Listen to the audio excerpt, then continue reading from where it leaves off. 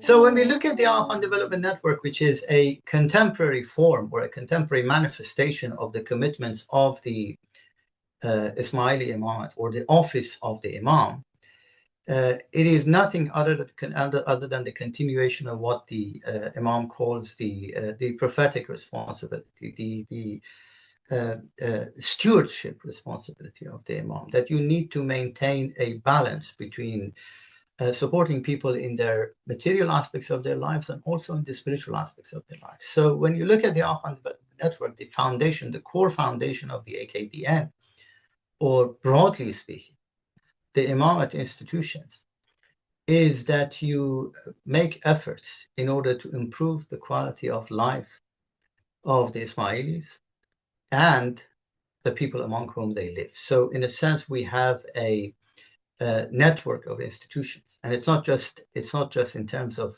words, it's in terms of deeds and practices and actions as well. You do not just speak about helping people. You do not just speak about improving people's quality of life. You do not just speak about contributing to the betterment of their educational circumstances, of their healthcare conditions, of their economic circumstances, of the physical and the cultural spaces in which they live, but you also create institutions and mechanisms in order to support these in a sustainable, long-term way. Do not do it just on the spur of the moment. You do something for the long-term benefit of the community.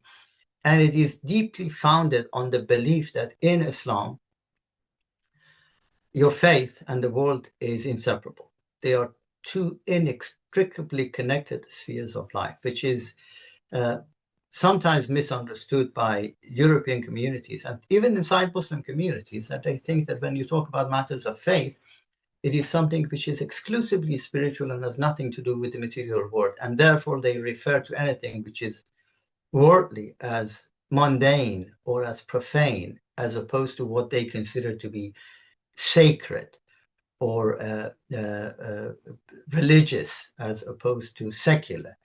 In the Ismaili tradition, which is a continuation of the Muslim tradition, all going back all the way to the time of the Prophet, this dichotomy does not exist. The dichotomy that the secular and the religious should be separated from one another, that what is purportedly traditional is distinct and at odds with what is supposedly modern.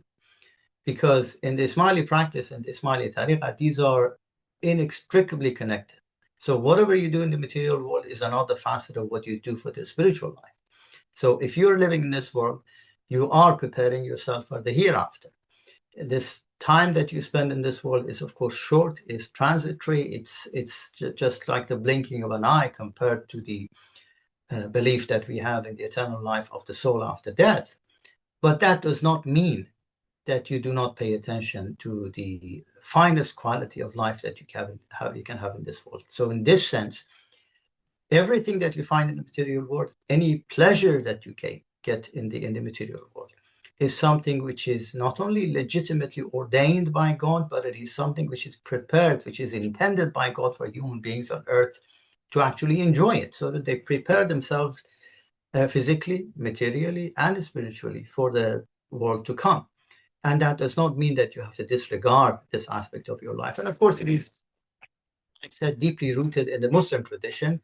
But Ismailis also, because of their the continuity of the line of Imamat and this constant guidance that they receive from their Imams, also pay particular attention to it, that you have to live in this world as if you are going to live in this world forever, as if you never die.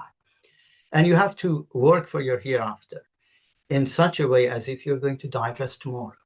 And you need to think about both of them at the same time. That maintaining that balance is the really key point. So the other element that you find in the Ismaili Imamat or the institutions of the AKDN is something which is not immediately visible to many people from the outside, except for those people who are familiar with the history of the community, with the intellectual background of the Ismailis, and that is an adherence to the balance between faith and intellect. In the Ismaili tariqah of Islam, faith and intellect are inseparable. Intellect is another facet of faith. you cannot create, you cannot drive a wedge between reason, between human reason and revelation.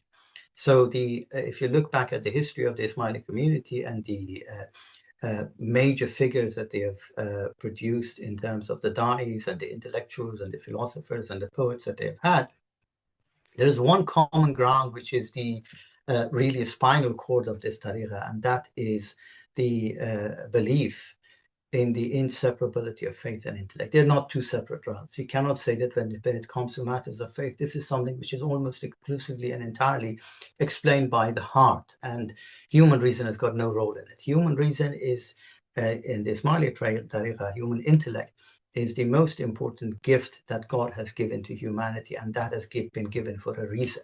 The reason that human beings have an intellect is that they use, and they should use, they are encouraged to use their intellect to interact, to engage, and even to interrogate faith, because that interaction between intellect, between human reason and revelation and faith is something which leads to the enrichment of human life, which leads to the enrichment of human intellect, which also leads to the enrichment of the spiritual experience that one can have in terms of your religious life, in terms of your engagement with faith.